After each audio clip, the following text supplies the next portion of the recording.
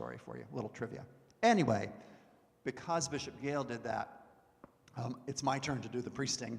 I'm always a little disappointed when I don't get to do the diaconal ordinations myself, because one grows to know and grows fond of these ordinands through the years of their preparation. So Ben will be back, and it will be great. You probably know he's invited his former seminary dean, Andrew McGowan, who is the dean of Berkeley Divinity School at Yale, which is the Episcopal component of Yale Divinity School. And so Dean McGowan will be here. Some of you may have encountered him in years when he was teaching at Episcopal Divinity School here in Boston, but it'll be a joy. So we look forward to that. And I called Stephen to say, well, do you really want me twice in a week? And by way of Stephen, I think Deborah Norden said, sure. So I'm happy to be here twice in a week. That's great. So thank you for today. Thank you for what I know to be your faithful engagement through these past 2 years of this very difficult time that we've had. It's just been one challenge after another, hasn't it? And that word that Stephen pointed us to, pivot, we've been doing that. And you've been doing that faithfully. And I know you have some relatively new audio-visual equipment, which is great. I think the diocese was able to help a little with that, which we were very glad to do, in order to bring you to your people and your people to you.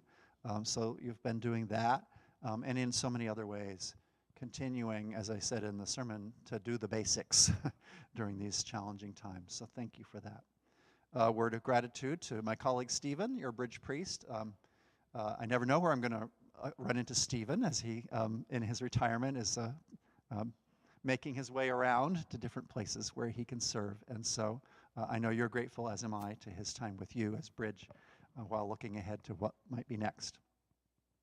So what I'd like to do is just spend a few minutes talking about some of our common areas of focus in our life together as a diocese, of which, of course, you are a part, and then just throw it open to see what might be on your minds, that questions you might have or things you want to be sure that I know about your life here that I might not know. So, let me take, as I say, a few minutes to just touch on 4 of the areas of shared diocesan life that we're putting sort of time and attention and energy into these days.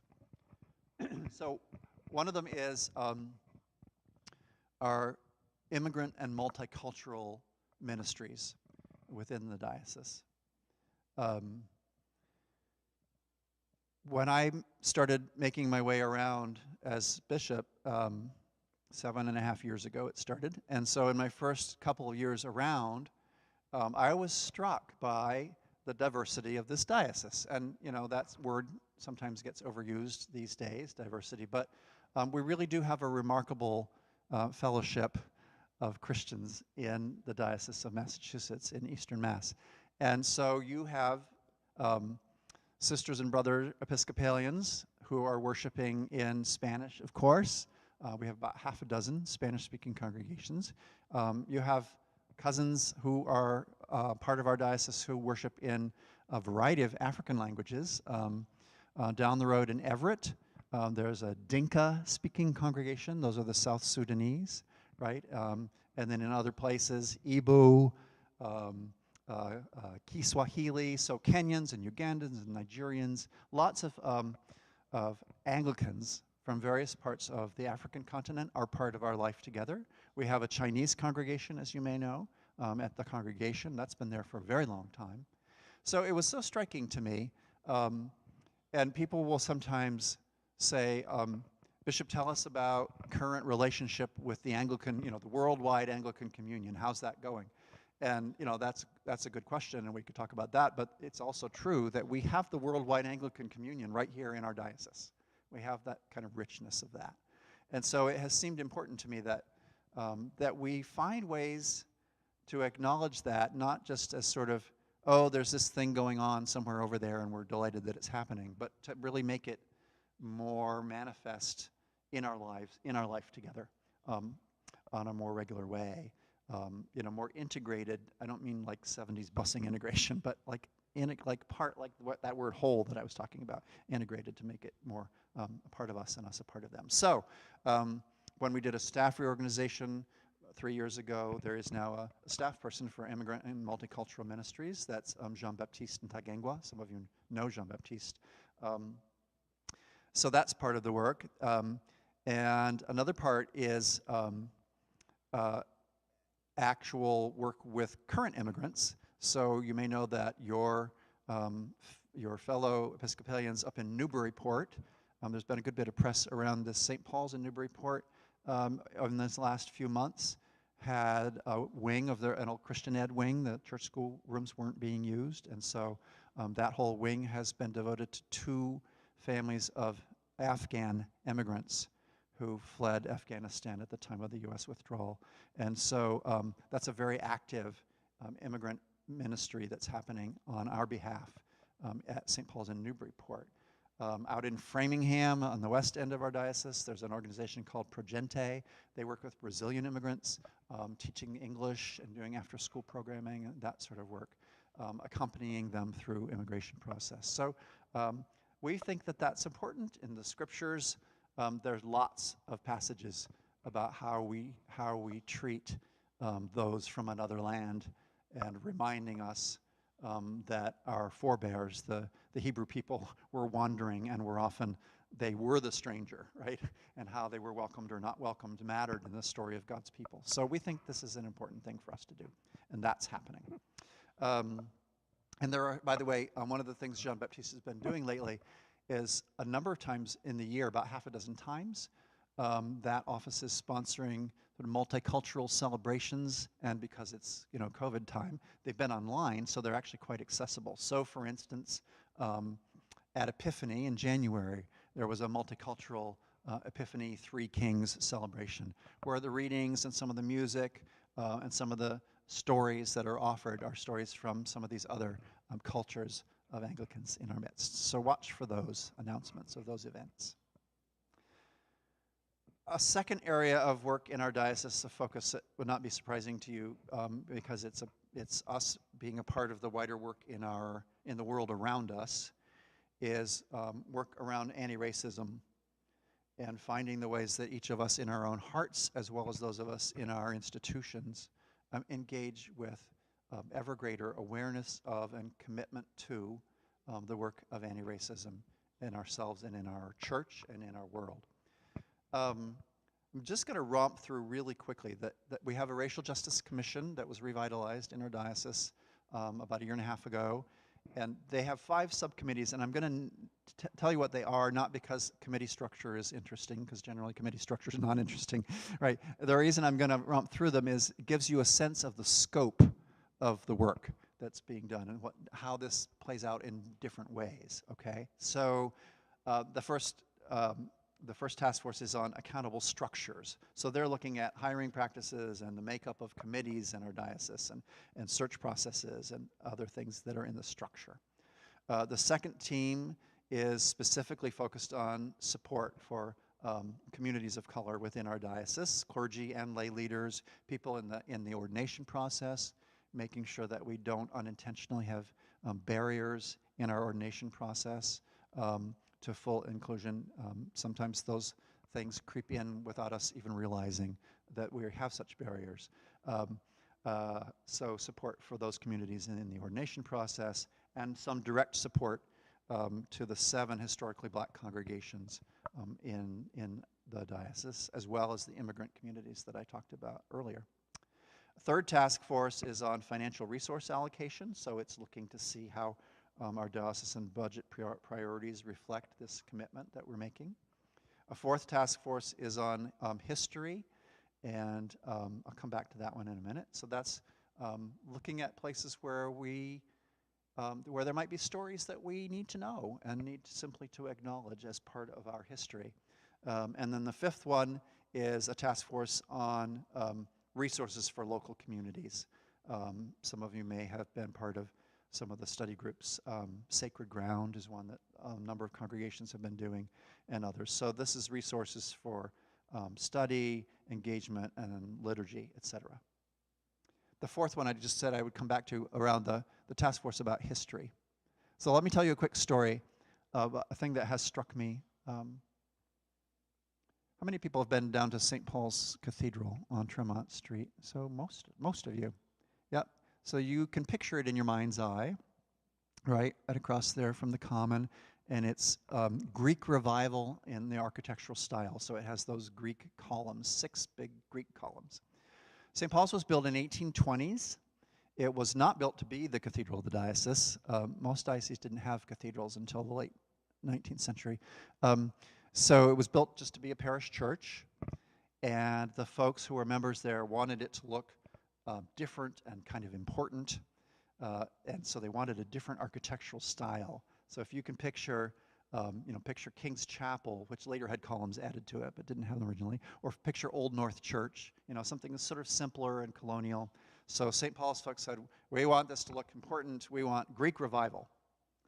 As a sidebar, it's kind of amusing to me that it was the first Greek Revival building in the city of Boston, St. Paul's was. That the first Greek Revival building in Boston was not a bank, but an Episcopal church, is sort of interesting, right? Because usually they're banks. But it was us. Okay, so we wanted this church, St. Paul's folks. So they had to get stone for those columns, and big columns of stone. So they found a quarry in Quincy where they could get that stone. Then they found another quarry in Connecticut where they could get it cheaper. And then they found another quarry in Virginia where they could get it even cheaper, even after factoring in all the costs of transporting those big old things up from Virginia. So they bought those 6 columns in Virginia.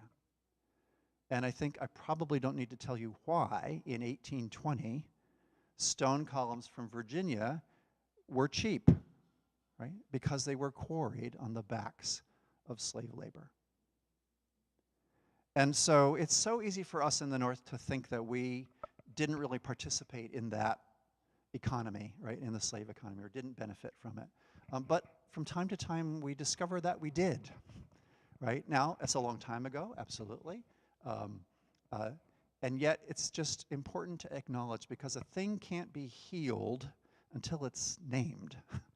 So we name it, and we name that we were part of it, our institution, precisely in order to heal it and move on. So those are the 5 task forces, and as I say, I'm not expecting you to remember committee structure, but just to get the sense of the sweep and scope of the work that is being involved there.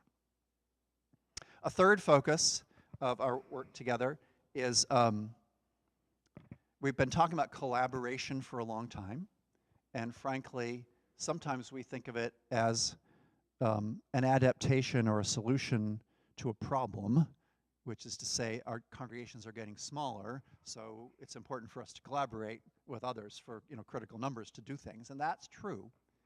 But it's also important because we are the Episcopal Church, not the Congregational Church, right? We make a theological statement by our governing, which is to say that we are part of each other, that we can do more together than separately, and it's not just because of numbers. It's also because of what St. Paul talks about when St. Paul talks about the church. You'll maybe remember the different passages where Paul compares the church to a physical body and says they're all different parts of the body, and the hand can do a thing, and the feet can do a thing, and there's no point for the hand to say to the eye, I have no need of you, right? That passage, right? So that's part of our understanding of church, is that we complement each other and we can do more together than separately. And so we've been talking a lot about collaboration, and we're getting better and better at finding ways to do that, including with what we call ministry networks. So a network is a little different than a committee. A network is a group of folks who are in different congregations from different parts around the diocese and beyond, who have a particular commitment to or focus on or expertise in a particular area of ministry, and where they can work together and think about best practices and pool their efforts. So we have some of those networks have been going for a while. Some of you may have been a part of some of the activities of the Creation Care Justice Network. That one's been going for a while. Of course, the Christian Formation Network's been going for a while. Then we have some newer ones. There's now an Indigenous Peoples Justice Network. There's a food security network for people that are involved with food pantries or with advocacy around hunger issues. There's an adolescent mental health network, which actually has just taken shape during the pandemic because the mental health of our children and youth has been challenged often during COVID, right? In the ways of isolation. Isolation's hard for anybody, but especially for us when we're in a particular phase of life and forming. So that's one. There's an anti-trafficking network of people who are committed to combating human trafficking in our society. There's a veterans ministry network, and just gathering again, I think there used to be one, but a regathering of the prison ministry network. So these are folks that work in prisons and jails. So these are all taking shape. Martha Gardner is the person on our diocesan staff who is just wonderful. She's like, who was the matchmaker in Fiddler on the Roof? Yentl? Right? Right? She's, matchmaker. She's a matchmaker. I always want to break into that song when I see Martha, because she's just constantly putting people together. She, meets them and then puts them together around these work. All right. And then the fourth area that I'll touch on that represents a common focus. I'm going to take my watch off so I don't overstay my welcome. The fourth area is commitment to young adult ministries. This diocese has had a commitment for a long time, and it continues that. And one of the manifestations of that is campus ministries at colleges and universities. We've had 5 of them for some time. Most dioceses around the country have, as finances have gotten tight, have cut college chaplaincies from their budgets. There are very few of them around anymore, fewer and fewer. And our diocese, I'm proud to say, and you're a part of this through your assessment. People say, well, what's my assessment go to? What's it for anyway, right? So some of these things that I've been mentioning are part of what we do together that's better than what we can do separately. And certainly our campus ministries are one of those things. Because engaging and raising up a faith of our young adults in that stage of life is one of the ways that we imagine there will still be a church when those of us in this room aren't around anymore, right? And and Ben is a great example of that for you in your congregation, right? A young man who was engaged in the church here. The campus ministries, it's been pointed out to us, early in my time here, probably before, that the campus ministries were all at private institutions. So BU, BC, Northeastern, Tufts, and MIT. Thank you. Harvard has one, but it's separately endowed. It's not on a diocesan budget. And MIT, exactly. So those 5, they're all great, but they're all at private institutions inside of Route 128.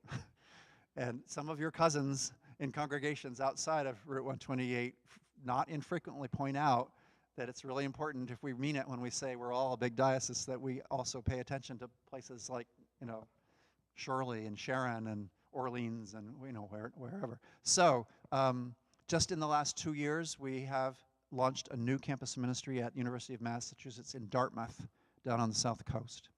So UMass Dartmouth now has he's quarter time, so he's just getting started, but Scott Siosik, who is the priest at St. Peter's in Dartmouth, is now also a portion of his time as a campus minister, and he happens to be an alum of that university, so it's really wonderful, and he's doing a terrific job. And I have the dream of, before long, doing the same thing up at UMass Lowell, because UMass Lowell is really taking hold, and I think we should have a presence there, right, at the north end, just as we now do at the south end. So that's a thing that I hope you are proud to be a part of. So there are 4 areas in our life together. Immigrant Multicultural Ministries, anti-racism work, collaborations and networks, and commitment to young adults. There are lots more, of course, but those are ones that I would highlight. And now I just want to hear what's on your minds. Questions you have for me, personally, or about something that I said, or about something that I haven't touched on. And it looks like there is a second handheld mic. So Vanna White will come around with a mic, and if you have a question, sort of wave to her, and you can. Or as I said earlier, if it's not a question, but just maybe a little testimony or a witness, something that you think it would be important that the bishop didn't come and go and not hear, something about the life of this congregation that you want me to know. So what's on your minds?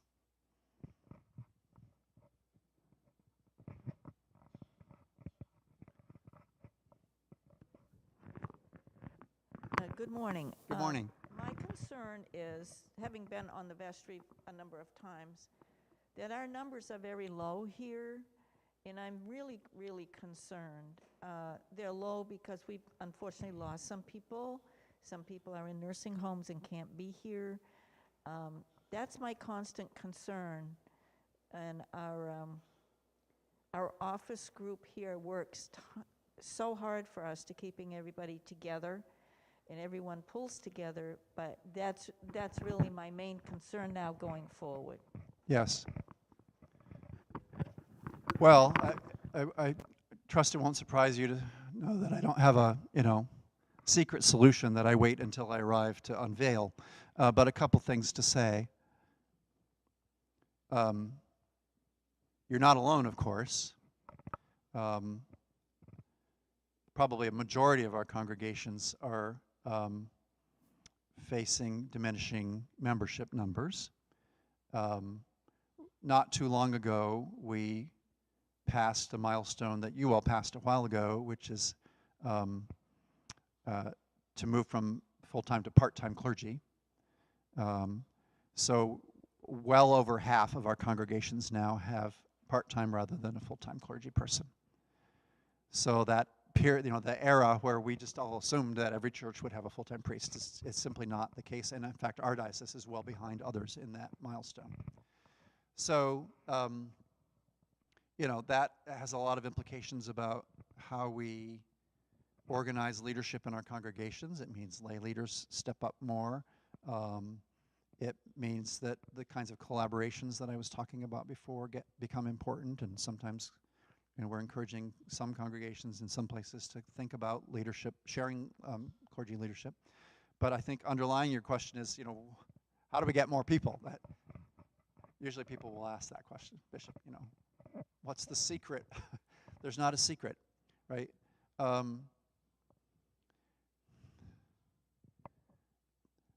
The churches that thrive at whatever size they are, right, are churches that are balancing two things. And one is the attention to one another as a pastoral and spiritual community and a worshiping community, and engagement with the community around them. That engagement with God's mission in our communities, of course, is, it's part of who we are as Christians. But I think in some ways, when we used to talk about outreach, it was like outreach was one of where there are a lot of committees in a church and you could join, and like outreach was one of the things we could do. And what we've come to understand is that kind of engagement isn't just one among a number of nice things to put onto the menu of the church, but it's something we all need to find some way to be a part of, and it's key to the identity of the church. And, by the way, it's key, that engagement in our church is key to people knowing that we're here, right? It used to be that there was a presumed value on church. If you were to ask my parents why they brought, there were three of us and my family kids, and why are you taking your kids to church? I think they would have, I don't know what they would have said. They would have come up with something, but the fundamental bottom line would have been, well, because it's important. There just was a presumed value on it. There's not a presumed value on it anymore in our culture, in our society, right? And so let me finish the thought and I'll give you a chance to follow up. So if people will say to me, when people come through our doors, they find a really warm, welcoming congregation. And I say, thanks be to God, I'm glad. But what is bringing them through the doors in the first place? Because presumed value isn't doing it anymore, right?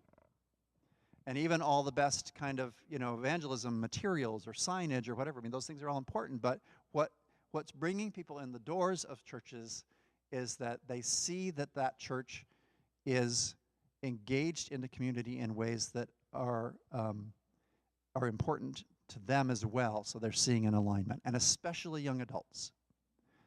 Young adults, I have 2 millennials. I have 2 kids. They're 35 and 31.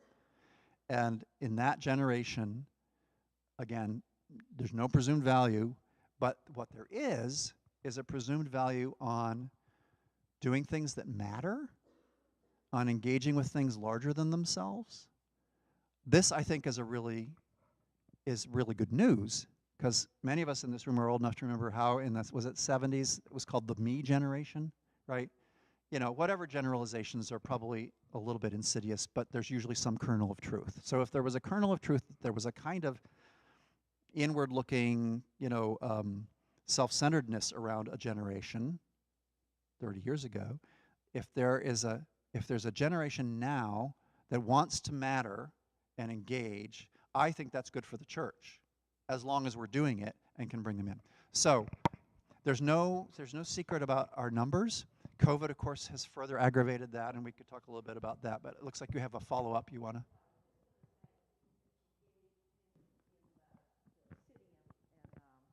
Our surroundings is St. Paul's is very blessed because we have a lawn out here. Yes. Which many places don't have.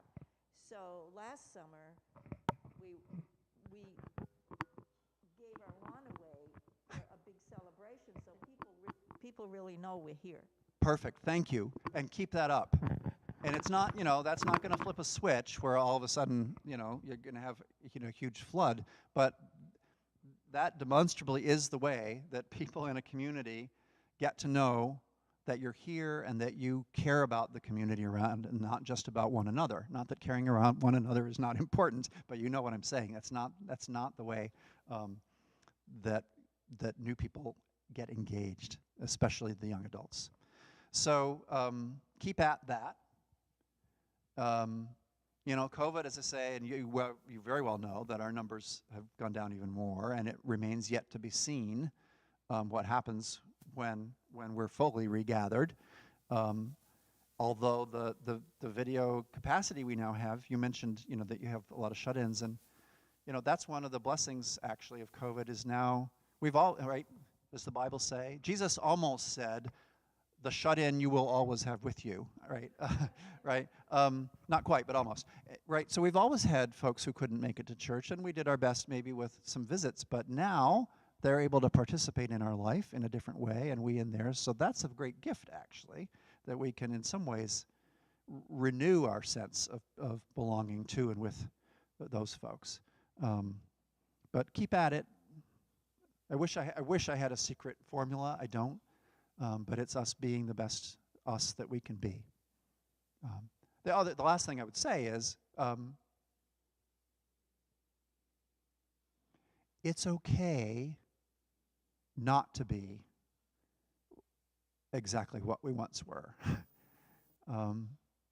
I visited 2 churches.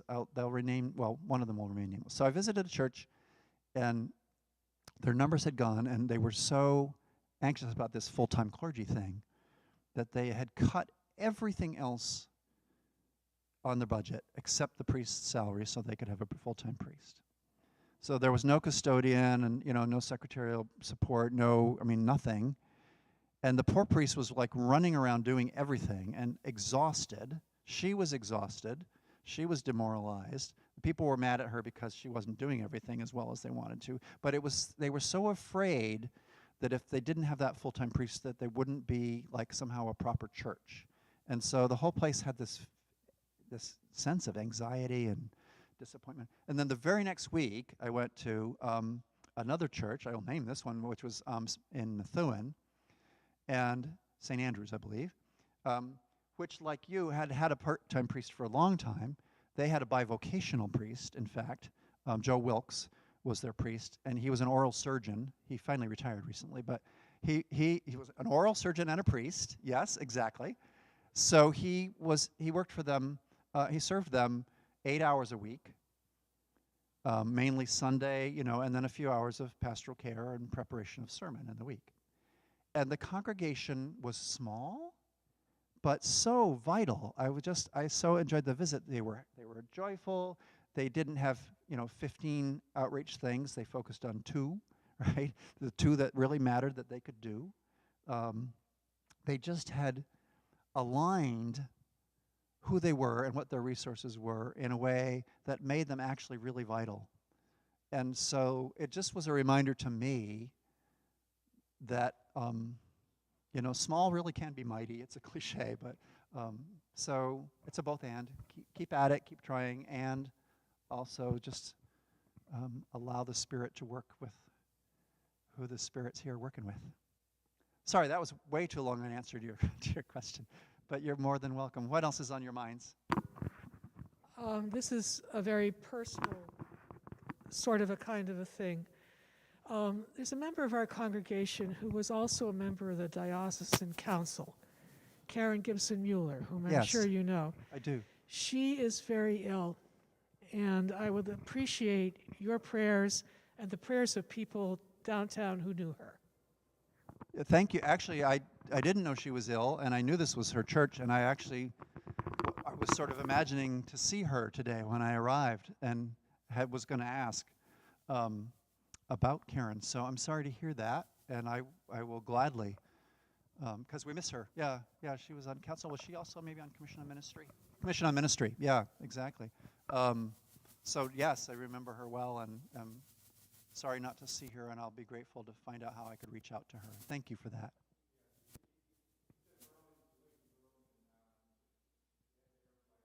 Oh, I'm sorry. All right, well, you can fill me in a little bit more after and let me know how I could reach out to her. Yeah. Yeah, guys, thank you. Yep, thanks. Just a reminder about personal disclosures on the interwebs, right? Good. Thank you. Thanks for that reminder. What else? Just about time for us. We were going to wrap up at 1:15. We've got a couple more minutes. Or maybe the thing upmost on your mind is lunch.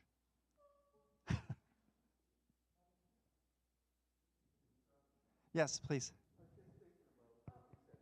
Oh.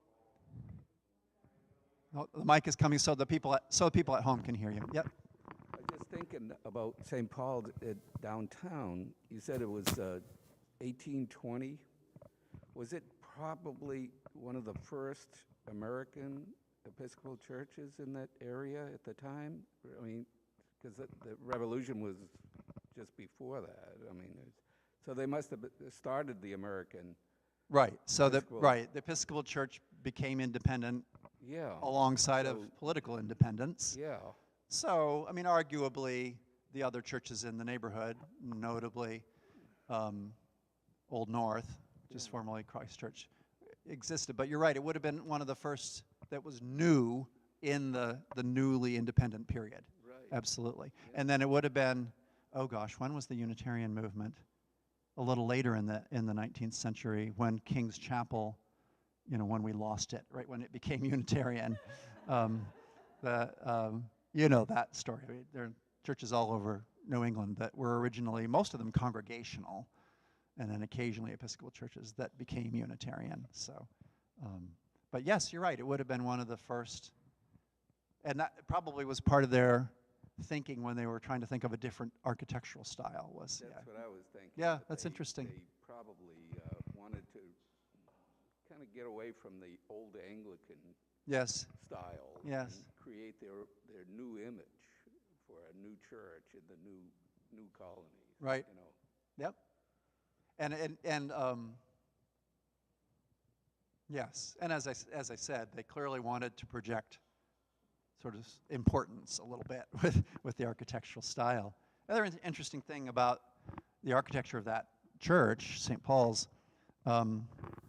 it had pews. You may remember, even until the recent renovation, it had sort of box pew styles, like Old North or other colonial periods that had doors on them originally. And in the colonial period, and even right up to the early 20th century, a lot of those older churches People owned their pews, right? Sorry? It's so weird to us, right? So they owned their pews. So someone else came, they couldn't sit, right? There were only certain pews where other people could sit. And so when that church was made into the Cathedral Church of St. Paul by Bishop William Lawrence, who was the longest serving bishop of I believe he dedicated this church. Yep. So he was determined to proclaim to the city that now that this was the Cathedral Church, it was open to everybody, right? House of prayer for all people, and not just the owners of the pews. And so he literally had carpenters standing by at the time of the vote, right? So that as soon as the vote was taken to transition from a parish church with, privately owned to a diocesan cathedral open to all people, as soon as the meeting ended, the carpenters came swooping in on orders of Bishop Lawrence and took the doors off the pews, right? And then he had that, he made sure that the newspapers were around to record that and publicize that very dramatic kind of act, a sign act, and he wasn't repairing he wasn't repairing the pews, he was repairing the church, right? By which I mean the body of the people of the church. He was opening it up, right? And that, by the way, is significant when we talk even about a somewhat controversial topic of reparations in the church today.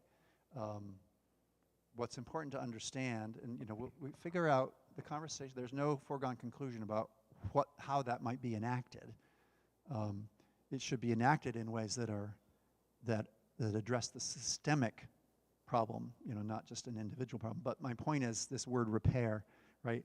That like Bishop Lawrence, we're not talking about repairing doors. We're talking about repairing relationships, repairing the church and making it whole again.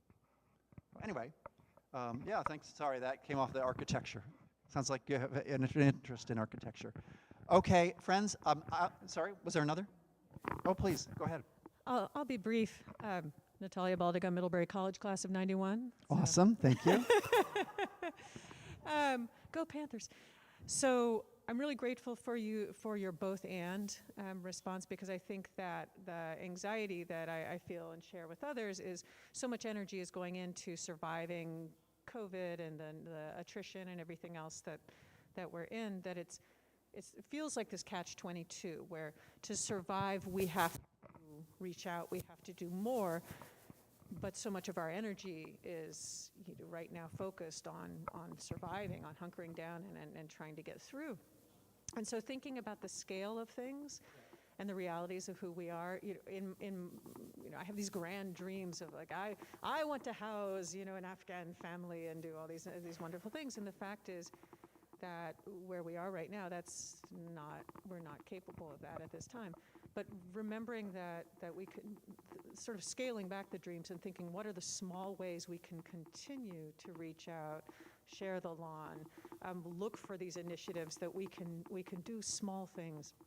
It gets my mind going, because I think the fear of being in this, oh dear, the numbers, what are we going to do this time? It doesn't breed creativity. It doesn't help you think of creative ways to help yourselves because you're, So taking a breath and saying, we are who we are, this is what it is. Within that, what are the small ways we can reach out? What are the small ways beyond our walls is helpful, and hopefully we can think of those things, and while at the same time doing all the other Thanks, reaching out. Natalia. I think that's exactly right, and I think that's, that sort of little parable of the two churches, right, that I told is exactly that, right? That first church, bless them. I mean, they're just like, they were paralyzed by their anxiety about trying to, by their fear of what would happen if they didn't, fill in the blank, as opposed to, figuring out what you can do and focusing on that, even if it's a small thing. And you can be part of the bigger thing. Again, to my point about our diocesan life together, you can be a part of those bigger things through some of those networks and efforts, those common joint efforts. So thank you, and thanks for serving today. And Leo, thank you for serving at the altar today. Appreciate it. And yes, go Panthers. I just have a quick, it's not a question, so you don't have to say anything afterwards. Okay, a testimony. It's an easy one. I just want to thank you and the diocese for freeing up the funding that allowed the grants to go out for the streaming that, for churches like us, allowed us to move beyond a cell phone camera and some free editing software into some really cutting edge streaming. And, what we have is really just scratches the surface, and every week I find something else that we can do with it. Although it's not without glitches. Today was one of, I know there was a problem with the sound today. I really don't know how the service came out, but visually it was good. You flip the switch and something's not working, and by the question and answer section, I had it figured out. So sometimes that happens. But generally, we go good, and the equipment that we've gotten and the consultant that was provided recommended some really nice stuff, and I just appreciate the diocese providing those funds. And I call it cyber worship. I guess it's the new thing, but it kind of works. So thank you. You're very welcome. I'm glad to hear it. Thank you. So we'll wrap up for those that are ready to go. If you had a question and didn't have a chance, I'll be around for a few more minutes, so feel free. And otherwise, I look forward to seeing many of you on Saturday. Thank you. Thank you, Bishop. Before we wrap up in our group conversation, I wanted to ask folks who are in vestry, would you just stand for a second? So that the bishop is going to be joining us at our next vestry meeting on Zoom, but this way you'll know, have seen faces in passing. Yes, exactly. Thank you. And we were beneficiaries of several